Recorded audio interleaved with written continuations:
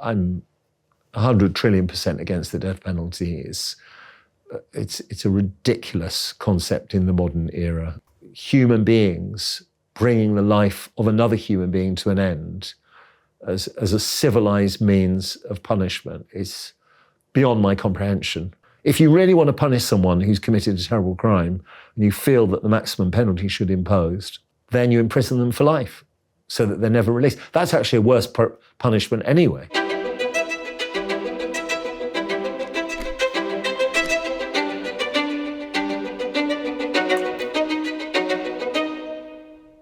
I was born in Bow, within the sound of the Bow bells at Bow Hospital. And I grew up in Redbridge, Gants Hill, near Ilford. My parents were true Cockneys. My dad had a very, very, very thick Cockney accent. And so did my mum, actually. They were both born in the East End of London. My mother was a housewife, very, very devoted housewife and mother. And my father was head waiter of an extremely famous, then very famous Jewish restaurant called Bloom's. What were you like as a child? My kind of feeling about myself is that I was very shy, I think, very studious, not very clever. I was very much a plodder at school, but I was good at the arts and good at things that, eventually helped me to become a barrister. And so at what point can you remember first taking an interest in the law? I came from a very left-wing, traditional left-wing sort of Labour stronghold, household. And I think my desire was not so much to be a lawyer, but to represent the underdog, to speak on behalf of the underdog, the less sort of privileged and fortunate in society. And I think that's what attracted me to becoming a barrister more than the concept of law. I mean, I would never have become a commercial lawyer or a civil lawyer or personal injury lawyer. That would not have been my thing at all. I just wanted to, speak and represent people who I felt needed that sort of support. And that was the attraction of it for me. I went to university, to Queen Mary College, still in the East End, although I didn't live at home for most of that period. Got a good law degree, went to bar school, and it was actually my father who knew quite a lot of barristers because he was their waiter. They used to go into the restaurant he worked in for lunch. It was mainly a lunch restaurant. It was an old-fashioned sort of buzzy, busy lunch restaurant. And he sort of went around saying to these barristers, my son wants to be a barrister, any chance of a training, doing a job. He didn't really know what the right language was. I mean, we're talking about people from different corners of the globe, human existence. But that's what he would say. And he managed to track down someone who offered me an opportunity, and that's where I got my first opening from. And I actually did my training, my pupillage training, in the set of Barrister Chambers, where Tony Blair was a young barrister. And how did it feel kind of being part of that establishment, with having that kind of crowd around you, but feeling like you didn't belong? It was incredibly challenging, to be honest. I mean, it was almost like torture, actually, because I remember, imposter syndrome is an understatement. I absolutely felt that I shouldn't be there, and they didn't do a great deal to make me feel that I was wrong. For a whole number of reasons, I didn't feel comfortable. I didn't feel that, I got there on merit, which I hadn't. I didn't feel I was clever enough to be there. I didn't look the same as them. Most of them were very swish, well-cut, Etonian-type figures, which obviously I'm the complete opposite. And it wasn't a particularly good experience, actually. In my case, I didn't get a permanent place in either in the second chambers that I did my pupillage in, which is where you normally would apply to, because it was it was extremely unsuitable for me in terms of personality. And I ended up going to a new breed sort of set of chambers with very young, lefty kind of personalities. And we built it up into an enormously successful, powerful criminal defence chambers. So that's the essential roadmap. And in those early days, what kind of cases were you taking on? Who were your clients?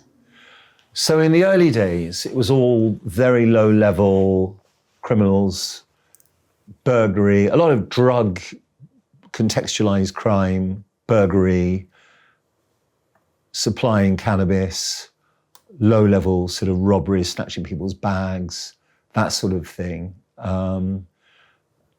And the one memory I do have that's always stayed with me, the first time I went to the cells, where people are actually held, incarcerated. So I went to Bow Street Magistrates Court, which was a very old magistrates court in Covent Garden. And, you have to go down and see your client in the cells. And that has always stayed with me, that whole concept of people being incarcerated. The first time I saw it in real life, I found very shocking.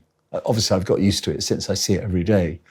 But they were all lined up, druggies and burglars and robbers and people like that, all lined up waiting to go into court, vagrants, low-level criminals. So, as a young barrister, that's the kind of work you do. And then you build up your reputation and your experience and you move on to do other kinds of work. And you mentioned going to visit people in jail. What do your relationships with your clients look like? How do you gain their trust? I mean, that's a very good question because, firstly, we represent people. It very much depends on the case and what they're charged with. The word trust is highly pertinent because representing the sort of people that I have in the last 20 years, and obviously I've been a barrister for 40, but just focusing on 20 years of essentially homicide and very serious crime, what you need to remember is that many, if not all of these people are broken people. They don't have trust in anybody. Most of them come from broken homes, emotionally traumatic homes, homes where they've been brought up witnessing abuse, being subject of abuse, disseminating abuse themselves. They don't really have trust in any other human being. Some of them are psychiatrically ill, some of them are psychologically impaired. Many of them, like young kids charged with gang crime, have no father figure, have never had any parental guidance, and so on and so forth. But you build up trust by the things that I've said, by them witnessing the dedication and commitment that you're giving to their case and the time that you're dedicating to it, the commitment that you're showing, and you can communicate with them and explain to them what's going on, which I think in my case is a benefit of coming from an ordinary background because, I'm not a particularly sophisticated speaker. I speak in fairly simple terms because that's all I know. I guess probably people initially meet you and have that establishment perception of you. Yeah, absolutely. You're just from a completely different world, and I can't stress enough that in the world of homicide, I mean, I don't just do homicide, but I've done a phenomenal amount of it. Hundreds of homicide cases. I mean, very few, if any, are fundamentally bad people. Most homicide cases are spur of the moment or born of anger, frustration, provocation, psychiatric disability, psychological impairment. And therefore, the people who perpetrate these crimes are not what you would expect on the whole. They're just not.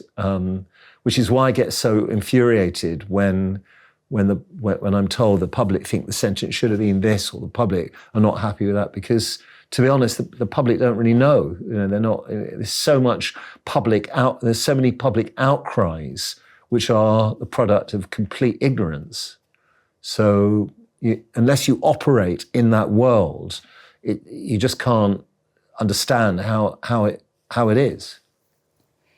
Has it always been easy for you to kind of separate personal feelings about crimes and the criminals from your work, or do the two things merge? Being a criminal defence advocate is an all-consuming occupation. It's very difficult if you're conducting a murder trial, and some murder trials last several weeks.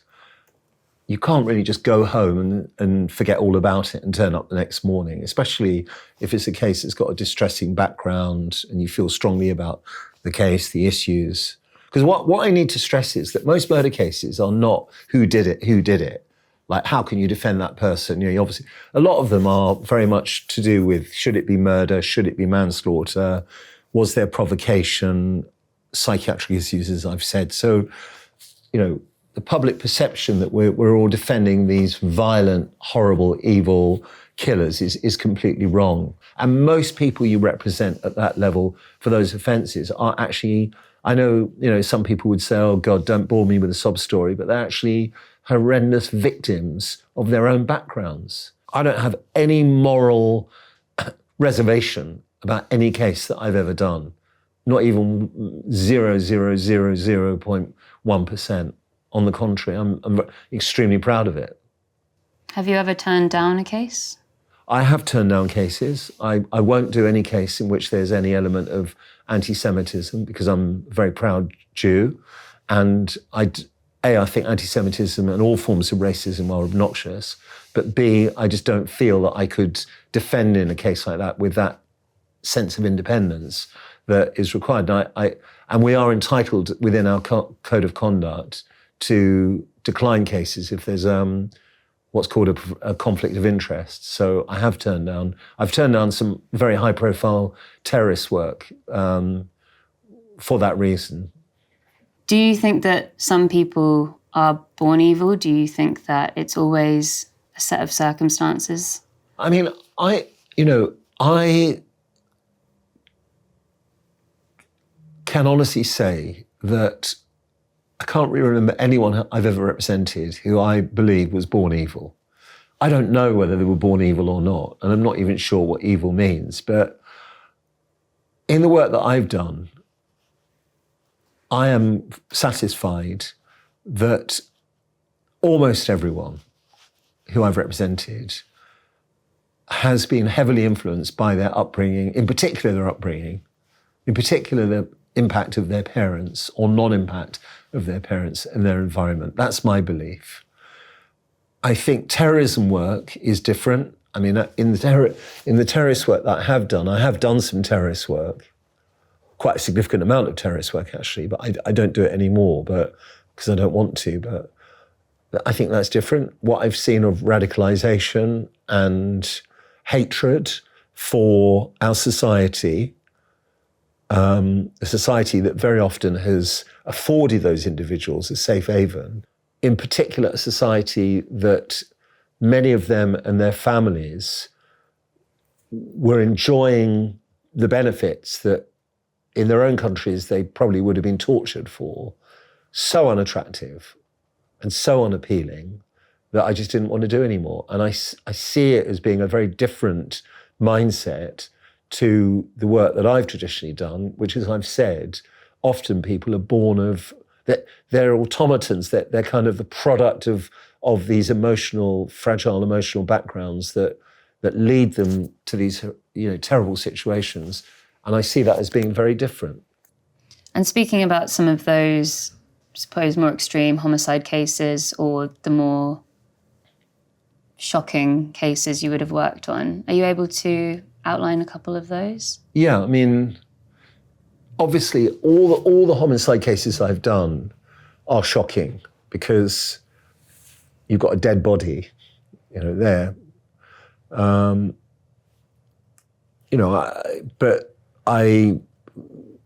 Just to give a couple of examples, I mean, one I did was a guy who killed his sister and then cut her up into pieces, and there's footage of him throwing the suitcase of her body in that form into the Thames. That was actually quite a high-profile case because the defendant's sister was Gemma McGee, who was an EastEnders star, and he murdered her. But he had psychiatric problems. I'm saying but you know, it clearly had psychiatric problems. The jury actually rejected psychiatric defense and he was convicted of murder, so he will still be in prison now. You know, I did one where somebody set fire to someone's penis because they wrongly believed he was a paedophile. He had, this guy had, terrible psychiatric problems. He was actually a Cambridge graduate. And they just come in many of the cases I've done, it's 50, 60, 80 stab wounds, strangulation. I'm doing one next year of the alleged strangulation by a mother of 2 children. I'm doing one next year of a shooting where there was a gangland shooting where the bullet went astray and killed a girl of 16 who was having a cup of coffee at the time. They just come in all shapes and sizes. So those are a few examples of bad cases, but none of them are particularly attractive. And do these ever take an emotional toll on you? I mean, not consciously, but emotional toll. I mean, I don't feel under emotional strain, but there is no doubt that subconsciously you must build up a lot of bad memories because every single day you're involved in these negative, violent things and scenarios combined with the stress and anxiety that defending brings. But I'm not going to say that from day to day, I feel under emotional strain as a consequence. No, only that in those cases where I'm very sort of keen to get the right result, which is all of my cases really, but in some you feel stronger than others, only a sense of anxiety that it's not going well, that you might not get the result that you want, or you feel that is just or appropriate, that brings stress rather than emotional trauma. But then once the case is over, sometimes you get great results, sometimes you get not so good a result. You just move on to the next one, or your holiday, or whatever it is you're doing next. And you mentioned just then as a phrase, as a concept. What does justice mean to you? Like, how does that play out in your job? I mean, again, that's a very good question. It's this extraordinarily difficult question to answer because justice has a limited interpretation and a wider interpretation. If you take, for example, a 16-year-old who's charged with gang crime, if you're part of a group, the person who stabs is guilty of murder if the necessary intent is proved, but so are the group as a whole if the necessary intent is proved, i.e. an intention to kill or cause serious injury. So you don't actually have to hold the knife. So if a 14 or 15 or 16-year-old is found to be guilty on those principles, on one view, that is justice. However, as I've said before, I don't actually think it is because I find it very difficult to accept that a 15-year-old who's had no guidance in life and doesn't understand the significance of hanging around with someone who carries a knife and doesn't have foresight and doesn't think in a mature way should receive a life sentence at 15 years old. So it's not an easy question to answer. It's an unjust world we live in. Most people would say if someone's found guilty of murder on the relevant legal principles, that's justice, but they haven't met the 14-year-old. They haven't met the 14-year-old. They don't know that 14-year-old has learning difficulties. They don't know that 14-year-old has been sexually abused. They don't know that the mother has been sexually abused. They don't know that the mother never speaks to the child. When they're sentenced to life imprisonment at 14, 15 years old because they've had this upbringing, is that justice? And a lot of people throw around the term fair trial. What does that look like to you? Again, that's a very good question. I think in this country, in principle, we do our very best to orchestrate fair trials. I really do. The criminal justice system comes in for an incredible amount of abuse and criticism, but it isn't justified. An open, transparent, adversarial process where the evidence is tested and investigated and where both sides have the chance to put their cases forward is the essence of our system. And I think remains, it's got a lot of faults about it, but it remains probably the strongest system in the world. So I guess you've spoken a lot about the pressure and the high stakes of these cases. To what extent do you feel responsible for the outcome if it hasn't gone how you've planned? I mean, the evidence is the evidence. When you defend in very serious cases, they're very thoroughly investigated by the police and the CPS. So on the whole, as a defence counsel, you're the underdog for sure. Otherwise, the case wouldn't be before the court. So I would say, generally speaking, if I lose, which as defence counsel we often do, I see it as being a product of the evidence. But I definitely am prone to questioning whether there are things that I could have done or shouldn't have done. And do you always have to believe your client? For example, if they say, I'm not guilty, I didn't do it. You never have to believe your client. I don't think about whether I believe my client or not. I really don't. There are times where, the defence is so strong that I sort of say to myself, this person is definitely innocent. But it's not part of our role to believe or not to believe. It's the same as you interviewing me. Like, if you're thinking to yourself, this is, I really don't like this person. You're not going to get up and walk out. Your job is to just get on and do it. I mean, in this country, we have a system of criminal justice where everybody is entitled to criminal defence. And under our code of conduct, it is our responsibility to fearlessly defend that individual based on the instructions we're given. When I say instructions, we're not bound to sort of do whatever they tell us to do, but they're factual instructions. So however strong the prosecution case may be, if they say it wasn't me, it's wrong identification or whatever it may be, then we're duty bound to follow that through.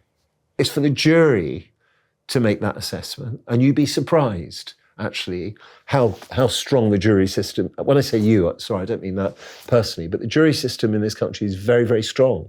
I'm a fanatical believer in it. It's very rare that a jury gets it wrong. So it's up to them to decide whether they believe the defendant or not. I'm just there as a mouthpiece. That's my job. I've read you said, or you called the UK prison system hellish. What do you believe is wrong with it? Everything. Everything's wrong with the UK prison system. I mean, there's nothing right with it, really. The starting point is this peculiar concept of incarceration, of human beings depriving other human beings of their liberty, is by no means a straightforward concept in itself. In this country, our prisons are jam-packed with people who need psychiatric and or psychological treatment, which they do not get in prison, and which mean that they are in an environment with people who just make them worse. You've got criminals who aren't psychiatrically or psychologically unwell thrown together in the same cell very often with people who are. We send a lot of people to prison who are not a threat to society, who commit offences of dishonesty, sometimes repeatedly, but they're not a threat to society. So whether they should be in prison or not is an open question. Prison staff are appallingly trained. Many of them, they're not interested in rehabilitation or anything, it's just a job. A lot of our prisons are old and not functioning properly. The cells are, not fit for purpose. Very often you have 3 people in a cell for 2. You have people convicted of murder in the same cell as people there on driving offences. Prison officers don't know what to do about it. They're completely, filthy, and the buildings are non-functional. Everything's wrong with the prison system. It's impossible to know where to start. It always bewilders me how people who are sent to prison cope with it, but they always seem to do, because it's just so bad. But they just do. They seem to cope with it. It's bizarre, actually, how they do, because it's a hellish environment. Do you think it ever works? It works for the small minority of individuals who are incapable of controlling their violent and or sexual tendencies. It works for them because those people are contained and are not out on the streets. But whether it works for many other people, I doubt, because most people reoffend. And obviously it's not something practiced in this country, but I guess in the United States it's a point of huge contention. The death penalty? Yes. I mean, the death penalty is I'm 100 trillion% against the death penalty. It's a ridiculous concept in the modern era. Like, you know, the Americans should be completely ashamed of themselves. Like, you know, there is still support for the imposition of sentences, which involves human beings bringing the life of another human being to an end as a civilized means of punishment. Is beyond my comprehension, absolutely beyond my comprehension that it still exists. I mean, I personally believe that only God should make that decision in any event as to when someone's life comes to an end. But I just don't get it. I think it's shockingly barbaric and uncivilized. I really don't. And I'm completely against it. There's no argument in favour of the death penalty in my eyes at all. If you really want to punish someone who's committed a terrible crime and you feel that the maximum penalty should be imposed, then you imprison them for life so that they're never released. That's actually a worse punishment anyway for someone. But ploughing, you know, chemicals into someone's body so that they cease to exist. I mean, come on, let's just in you know, so-called civilized modern era, that's not something that I will ever support.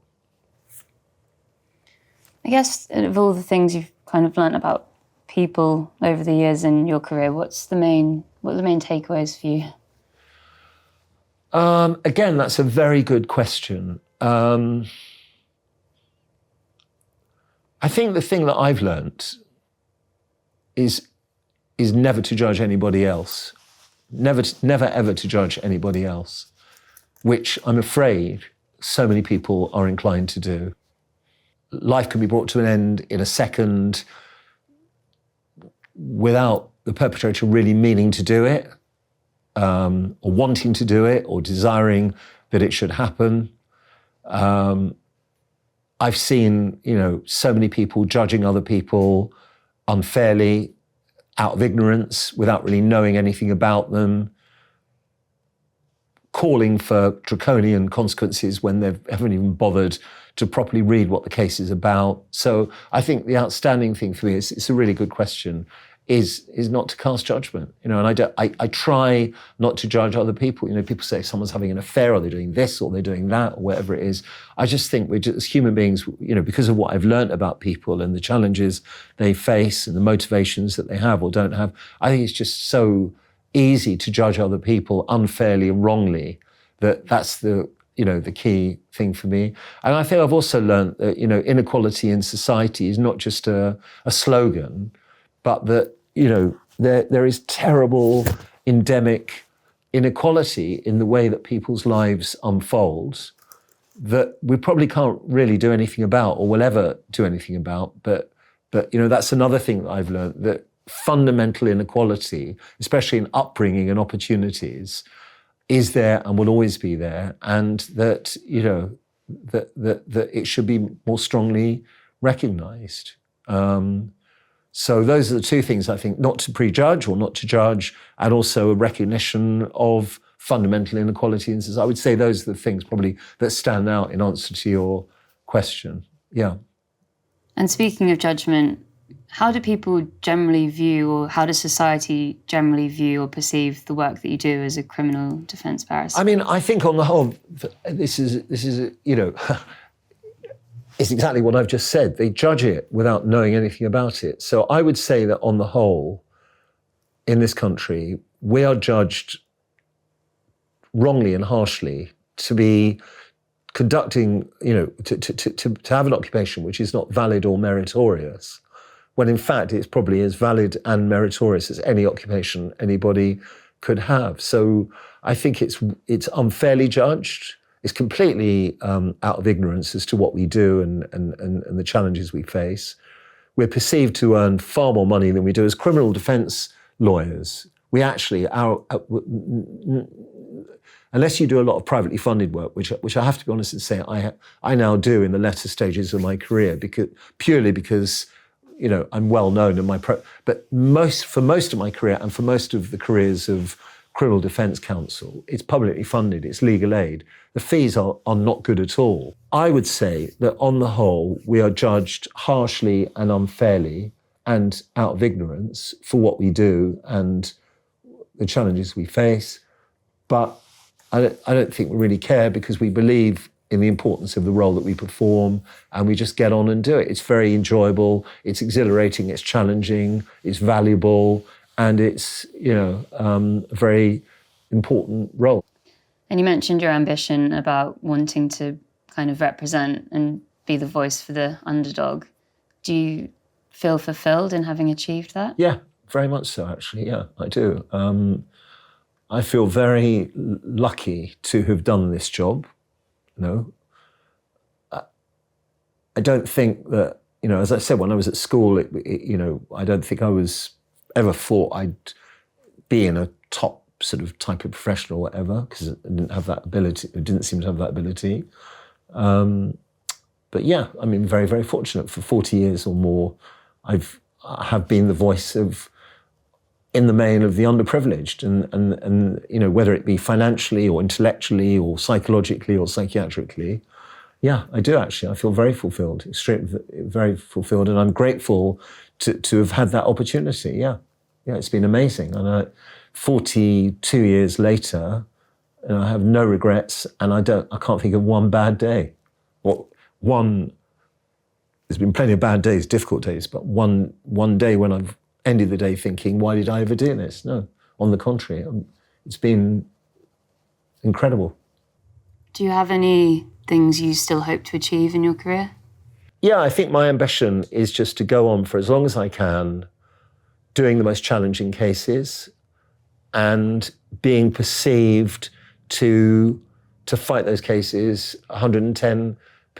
And then I'll know when people don't want me anymore because the phone won't ring anymore, and that's fine because I've had 42 great years anyway. So whenever that time is fine by me, because I don't want to carry on when I'm past my sell-by date, because I don't think that's fair for the people I represent. I really don't, because I mean, if you've had 42 years, you can't exactly complain about the amount of time you've had.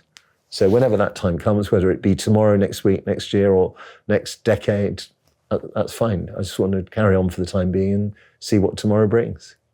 What are you proudest of in your career?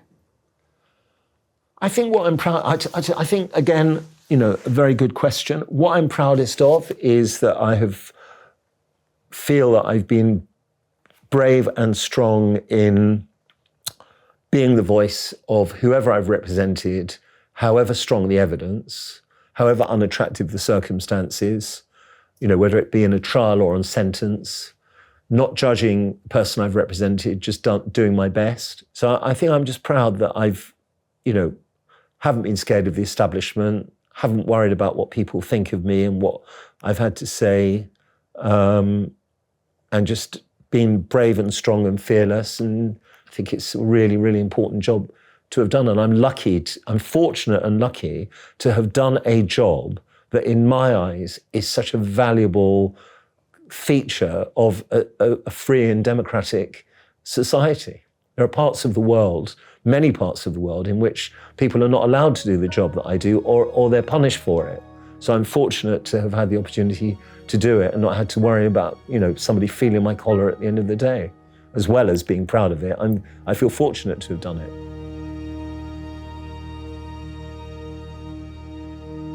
I've lost 6 people over the years, and 2 with the electric chair, 2 with the gas chamber, and 2 with a lethal injection. If people say it doesn't make any difference, the electric chair, just disgusting that you put 2,400 volts of electricity through someone's head.